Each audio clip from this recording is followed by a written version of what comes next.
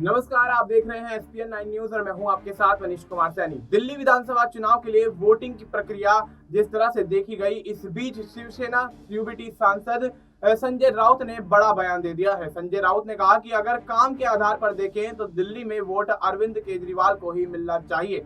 महाराष्ट्र में हमने सोचा था कि वोट एमवीए को ही मिलेंगे, लेकिन पता नहीं भारतीय जनता पार्टी के पास आखिर ऐसा कौन सा जादू है। हमें आशा है कि आम आदमी पार्टी को अच्छी सीटें मिलेंगी और वापस यह लोग दिल्ली में जनता की सेवा में आएंगे। दिल्ली विधानसभा चुनाव के लिए सुबह 7 बजे से वोटिंग प्रक्रिया जारी थी। दोपहर 1 बजे तक कुल 33.31% मतदान किया गया। सबसे अधिक मतदान उत्तर पूर्वी दिल्ली में 39.81% हुआ। वहीं सबसे कम मतदान सेंट्रल दिल्ली में 29.74% हुआ। वहीं मुस्तफाबाद सीट पर सबसे ज्यादा 43% वोटिंग हुई। वहीं सबसे कम 25.01% वोटिंग करोल बाग में की गई। आपको साथ ही ये भी बता दें कि दिल्ली विधानसभा चुनाव के परिणाम 8 फरवरी को आएंगे। दिल्ली की 70 विधानसभा सीटों पर निर्दलीय समेत कुल 699 उम्मीदवारों की किस्मत का फैसला दिल्ली की जनता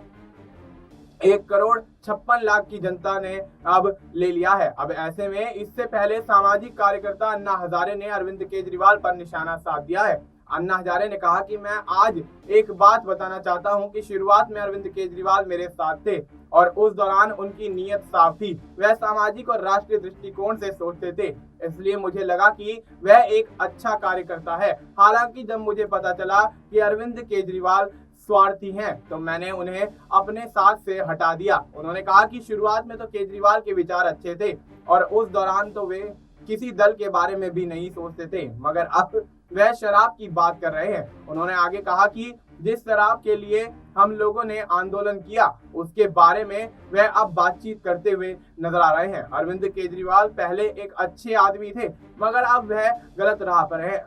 मैं सभी लोगों से अपील करूंगा कि वे किसी से पैसा लेकर वोटिंग ना करें और सोच समझ कर ही अपने मताधिकार का इस्तेमाल करें। और ऐसे में जिस तरह से अन्ना हजारे का बयान यहाँ पर निकलकर सामने आया, कुछ समय पहले भी अरविंद केजरीवाल और दिल्ली के विधानसभा चुनाव को लेकर अन्ना हजारे अपनी प्रतिक्रिया देते हुए नजर आए थे। लेकिन देखा जा रहा है जिस तरह से दिल्ली के अंदर कल वोटिंग हुई और 59% दिल्ली के अंदर वोटिंग देखी गई, लेकिन उसके बाद दिल्ली के अंदर जिस तरह से सियासी माहौल गर्माता हुआ नजर आया तो यहाँ पर देखा गया कि कहीं ना कहीं शासन प्रशासन पर भी सवालिया निशान खड़े होते हुए नजर आए, क्योंकि वोटिंग के बाद इस तरह से तमाम जगहों पर उपद्रव और तमाम यहाँ पर घटनाएं निकलकर सामने आई, उसमें कहीं ना कहीं भारतीय जनता पार्टी और आम आदमी पार्टी के बीच सियासी खींचतान निरंतर जारी रही। लेकिन अब देखना यही होगा कि 8 फरवरी को आने वाले चुनावी परिणामों में आखिर किसकी किस्मत का ताला खुलता हुआ नजर आएगा। फिलहाल आपको इस मुद्दे पर क्या कुछ लगता है,